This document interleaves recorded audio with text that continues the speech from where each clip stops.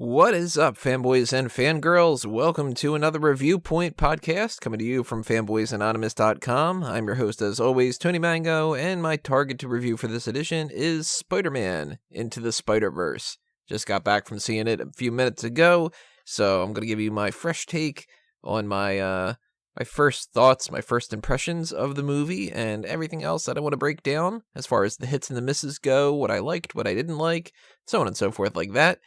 So first things first, I want to give you guys a little bit of an explanation of how this is going to go down.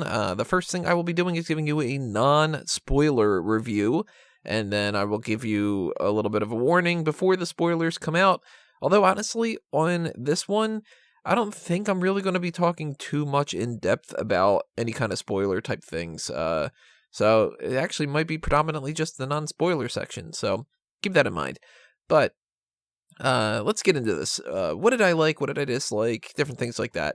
I will say overall, if you're wondering what my major impression of the movie was, is that I liked it a lot. I was actually surprised at how much I liked it. This will be one of those movies that I would recommend to a lot of different people, especially if you are a part of the Spider-Man fan community, or somebody who's really been a fan of the character for a bunch of different years. There's a certain, I guess you could call it, level of dedication that you can have for different kinds of characters, and usually the more dedication that you have pays off to a certain extent, because if you get a little bit too invested, then you start nitpicking everything, and I'm guilty of that myself. So that's where something like, for instance, Spider-Ham, having that character pop up in there, if you were a very, very casual fan of the Spider-Man series, it might get a laugh out of you. You might think it's ridiculous. If you're somebody like me who's been a fan of the franchise for pretty much their entire life, then, that's something that you are familiar with. So you laugh at the idea that Spider-Ham is actually in a movie now and different things that go along with that.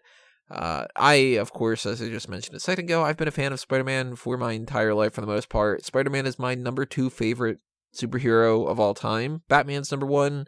I don't think that Spider-Man will ever overtake Batman, but Spider-Man is the closest to overtake Batman out of everybody. And partially that's because of the animated series. I grew up with the 90s animated series for both of them, for that matter. Both the Batman Bruce Timm one and the 90s Spider-Man the animated series. And the X-Men, too. That's why the X-Men were pretty much my number 3 for the most part. I kind of fell victim to that kind of a thing. But Spider-Man is Peter Parker to me, and will always be Peter Parker. And when you do a story about Miles Morales, there's obviously a certain disconnect that I have. And that's partially because, admittedly, I'm a white guy, and that speaks to a different type of person. I grew up with tons and tons and tons of characters that look like me.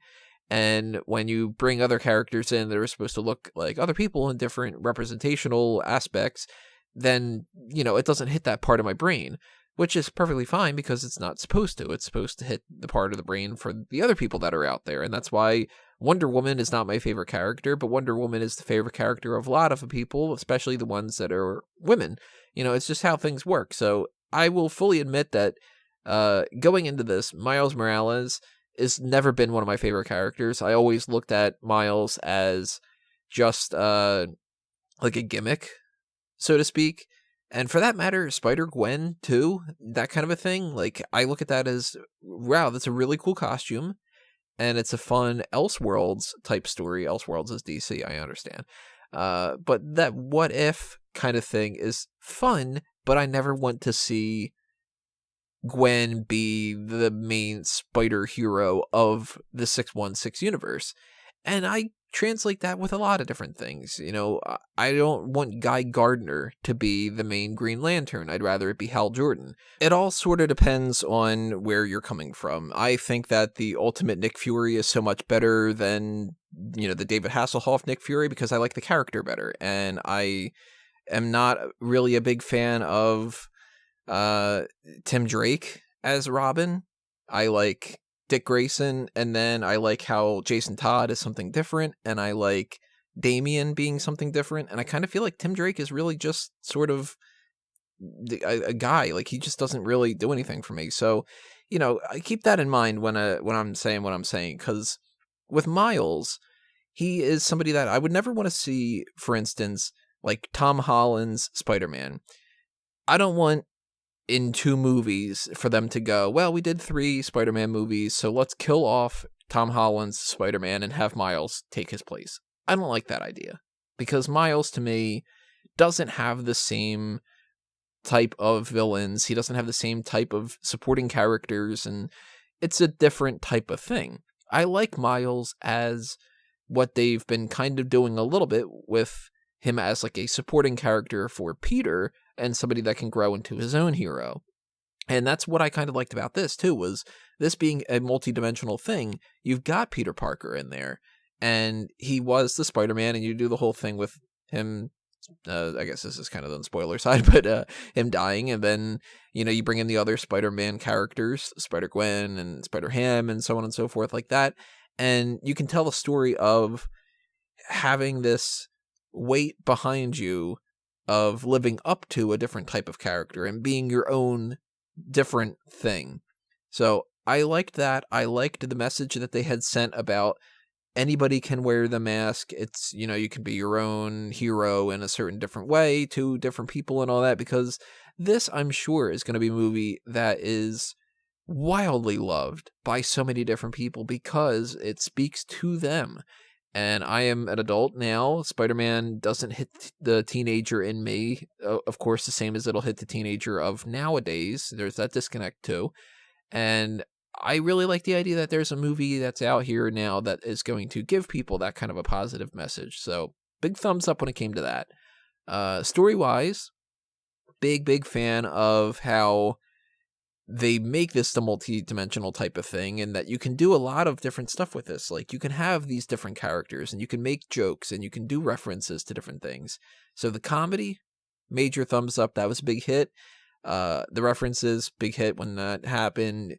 Giving some different varieties of different things. Like when Scorpion pops up, it's just kind of like, oh, cool, that's like the Scorpion of this universe. Like that, different things like that I really, really liked. I will say, though, I hated the animation style. I liked when they would do things like have the onomatopoeia, and I liked how it looked a little bit like there were the dots all over the place and stuff like that. Like it looked like a comic book like that. But I do not like anime, for instance. So this had more of like an anime type of feel, and you might love that, and that might be your favorite thing about this movie, and that's perfectly okay. It's not like I'm trying to criticize your opinion. I personally do not like this animation style. I ended up getting a headache while watching this, and I don't get headaches for 3D movies, but I felt like this was supposed to be a 3D movie that was just like off, like everything was like bleeding out a little bit, and I don't know, maybe that was actually the projection that I had going on in my theater, but I don't think so. I think that was the artwork, and everybody being all angular and like jagged everything, it just, personally, I didn't like that. So that was my absolute least favorite part of this movie by far. Like if you took the same movie and you made it live action, I would love it so much more. If you took the same movie and you made it a different animation style that I like better, vibes with my own personal tastes, then I would like that better too. So I didn't like that. I didn't really like the product placement. I was just like, all right, how many times are you going to show the fucking Sony headphones, different things like that. I don't want to tell you all the jokes and stuff that I liked, because what's the point, If you've already seen the movie, you laughed at the same jokes. If you didn't see the movie, then that's on the spoiler side of things, so then I'm ruining the jokes and everything. So that's one of the reasons why I don't think I'm going to be doing much when it comes to the spoiler section of this. But without saying too much more on the non-spoiler section, I like the movie a lot, and you could stop it now if you don't want to know the spoilers and stuff like that, because I will get into a couple little spoiler type things here starting now. So I will just say the end credits with, apparently it was Oscar Isaac voicing Spider-Man 2099, Miguel O'Hara. That was fun. That was great to see the reference to the whole pointing Spider-Man thing. I laughed really hard at that. I'm smiling right now talking about it too, because that was absolutely ridiculous. I love that they threw that in there. And I like that that's kind of a tease for, potentially doing that for a sequel to this, because I'd like to see a sequel for this for sure. And, maybe they do another whole, like, different throughout time and, different kind of things like that, like Web of Time or, whatever. Oh, man, I really liked that Stan Lee tribute. That was really nice. Spider-Man is one of his best characters. It always kind of felt like Spider-Man was his favorite character in a lot of ways. I mean, I know that he used to talk a lot about the Hulk, and he would talk here and there about, like, Hank Pym or something like that, but you could tell that there was something special to Spider-Man. I think that Spider-Man kind of was his go-to, like, I mean, of course, I'm speaking just from my own interpretation, but kind of his baby, sort of, and the one that connects with the most amount of people in the ways that he liked to have his characters connect. He liked to tell stories that were teaching people lessons and representing something a little bit different from the DC side of things and stuff. And even though a character like Hulk, it does teach you a little bit here and there about some different things, like repressing your anger and about, the monster within you and all that other kind of stuff. It's not the same, There's something about Peter, and that's why Peter Parker is the one that's talked to by God in the comics, the one above all, where it seems like he's got a little bit of a soft spot for Peter. And it's hard not to love the Peter Parker character, and that's because of what Stan Lee injected into that character. He did something revolutionary with that character. It's, he wasn't the sidekick. He wasn't just the plucky person that's hanging around the other character. Like Bucky at first was just Captain America's teenage sidekick. He's there to try to get teenagers to read the comics because, hey, I can identify with that. He's got a kid next to them, and if I grow up, I could be as big and strong as Captain America. Of course, Bucky got a lot more interesting once he became a villain and all the other kind of things like that. But Robin, in a lot of different ways, Robin sucked. I love the Dick Grayson character. Robin is one of my absolute favorite characters. One of my top 5, I would say, comic book superheroes. But Dick Grayson, Robin, in a lot of ways was just a cheap, stupid little gimmick. And Wally West, he's just sort of young Flash. I mean, he's called Kid Flash, for Christ's sake. So Spider-Man was different. Spider-Man comes out, he's the teenager, but he is the superhero. He's not the one that's learning from somebody else and all that. And he, of course, everybody's talked about this ad nauseum. So, I'm kind of going on a random diatribe here, especially because this isn't even about the movie necessarily, but Spider-Man is this guy from this different world because he's more relatable and he's dealing with real world issues, so to speak. He is not rich and he's got dating problems and he's a dork and, different things like that. And it's great that they did that little Stan Lee tribute with the quote, and Stan Lee popping up in the movie too. That was nice. That was funny. Man, when we get to the point where Stan Lee cameos end, that's gonna really suck, isn't it? Kind of almost want that to be Avengers and Endgame, just to kind of put a little cap at the end of that. But I don't know if they had done anything ahead of time about that. This was nice though. I like this a lot. I really liked Spider-Man Noir doing the whole thing with, I'm going to keep this cube, I don't understand it, and all this. That was funny. I really liked how there was a lot of heart to this at different points. Like, I really wish that there would have been a scene where maybe we could have gotten that heartfelt thing between Mary Jane and Peter. And actually, maybe something between Peter and Gwen. That would have been kind of good. So that's a little bit of a miss to me. I think that would have been really fun. Not really fun. It would have been heartbreaking to a certain extent, but I don't know. I like to see closure on different things. Like, I've lived with these characters for so goddamn long that I like when there's a little bit of finality and some closure to some different things. And part of me kind of wants to see a Peter Parker explain to another Gwen that he's sorry that he couldn't save her. and Gwen say to Peter she's sorry she couldn't save him, and like, some different things like that. But this wasn't, this was a movie about Miles. This wasn't a movie about these other characters. If that would have been the case, you would have had Harry Osborn pop up and all the different things like that. Which, by the way, Green Goblin, fucking huge. Yeah, I don't know if I like that. But Yorma Tacone was doing that. I think I said his name correctly. I don't know. From Lonely Island, he was the one voicing that. That's that's weird. The voice acting in this, I wouldn't have thought it was certain people. Liev Schreiber was Kingpin. Like, what? I really liked Jake Johnson for Peter. He's actually going to be up there now and one of my favorite animated voiceover actors for the Peter Parker character. I still kind of think that there's something special about Neil Patrick Harris with that role. I don't know. Maybe that's just some kind of tweak in my brain or something like that. But I would wager Jake Johnson being up there pretty high up, overall, like the acting side of things, in an animated film, you get the voice acting down, you got it down because the animators are going to take care of the other half. And both elements worked really well. So music, hits and misses, but I'd say fine, more of a hit than anything else.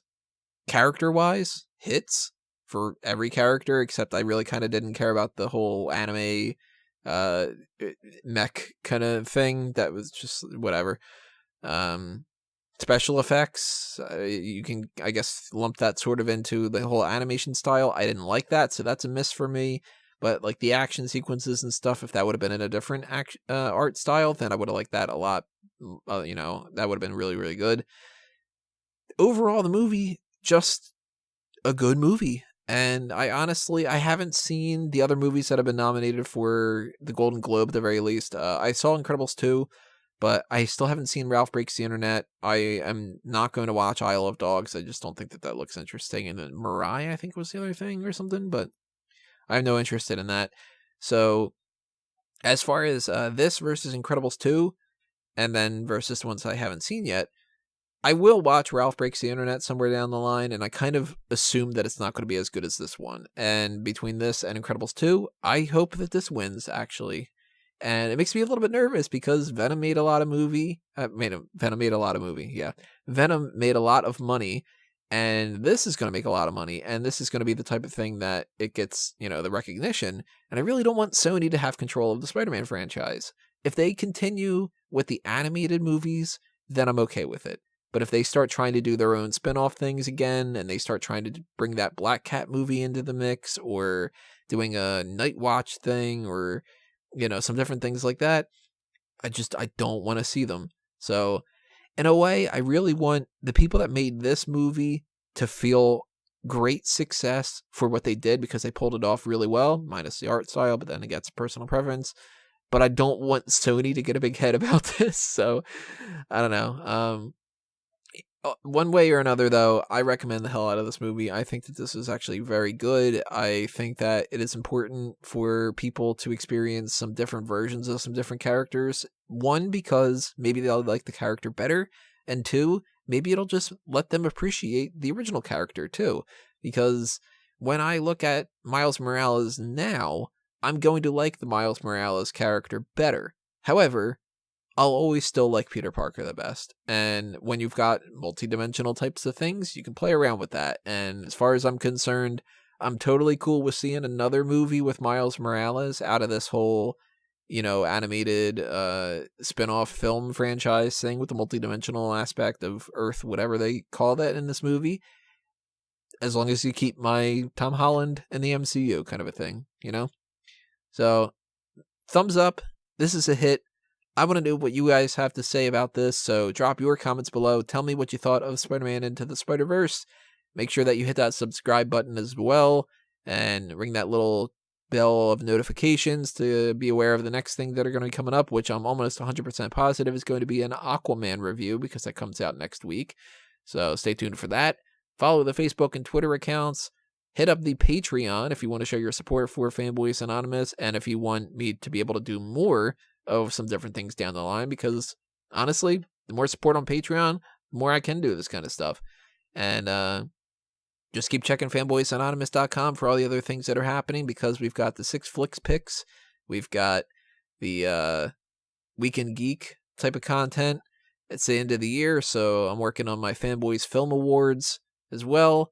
And, some different things here and there. Whatever I can cook up, I'll cook up when I can. Especially if it's steak or pasta or something. I don't know. Now I'm hungry. So I will talk to you later, everybody. See you next time. I'm going to geek out now. Adios.